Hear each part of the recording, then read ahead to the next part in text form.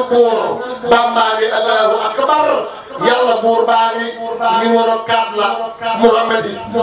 jëm ci exposition bi nga xam ne dañ koo amal ci màggalu Thiéyène ren édition 2019 bi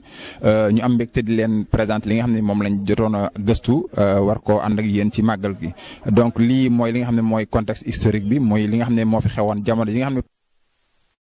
ñu fi ñëw fekk na ni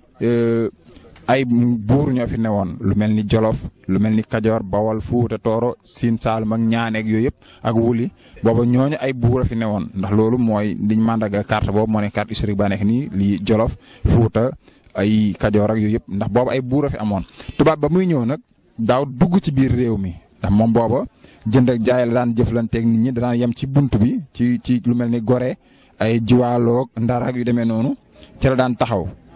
jëflanteeg ñoom ci li mu soxla dem ndax loolu mooy ñu mën koo jàppee ci njàppum jaam meeg yu demee noonu yëpp boobu loolu ma xewoon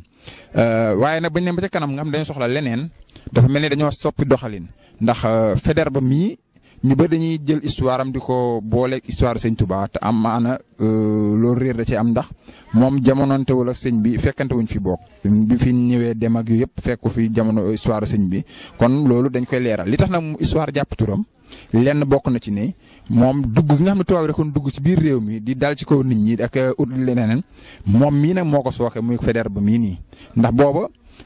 li nga xam ne moom la ñuy wax compagnie yi nga xam ne moo nekkoon Morel et Prom boobu amoon nañ doole fii nekk ci yore business beeg yooyu te ñoom ñoo influencé nit ñi gouvernement France ba nga xam ne fal nañ Faidherbe mi def ko gouverneur ndax li taxoon amoon sax ay coow yu ci amoon ndax ñi ne mës a nekk gouverneur ñëpp dañoo nekkoon yoroon grade commandant ba noppi soog a nekk gouverneur waaye moom bañ koy def gouverneur capitaine la woon ñu def seen i pexe nga xam ne seen nit la ñu fexe ba ñu jox ko mu nekk gouverneur pour ñoom seen business mën a dox business boobu nag moo waraloon ñu dem ba li ñu daan am ci boor géej gi doyatu leen ñu war a songu réew mi dugg ci biir réew mi ba mu amee itam ay buur la ñu fekk daal seen kaw néewal leen doole def seen programme ndax boo xoolee fi mu ne nii lii image bi Cheikh Saad Bou la lii nii buñ ko convoqué bu mu ñëwee séjour mu amoon Ndar ci 1872 kon wane ne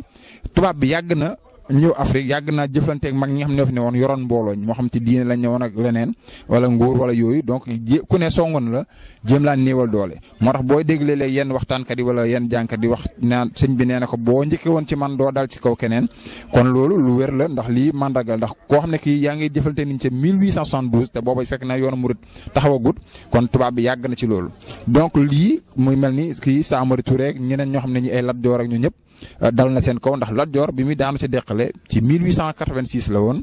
booba fekk na sëñ bi wooteegul yoonu murid wi ci ca Mbàkke Kajoor ndax 2 ans après 1888 ci la woote yoonu murid kon ñu leeral foofu tuuti rek ne histoire bi nga xam ne nit ñi ñu bëri dañ koy nettalee ni nga xam ne xëy na am na waroo ndax Lat Joor ñëw rek sëñ bi ñaanal ko mu dem xare ñu daan ko déedéet demewut noonu ba mu ko ñaanalee ba muy xare ji loolu ay at tegu na ci ndax 1886 fekkul sëñ bi Mbàkke Kajoor daal loolu boo toppee histoire gëstu itinéraire sëñ bi ay Daaru Salaam la ko war a fekk wala yu demee noonu kon loolu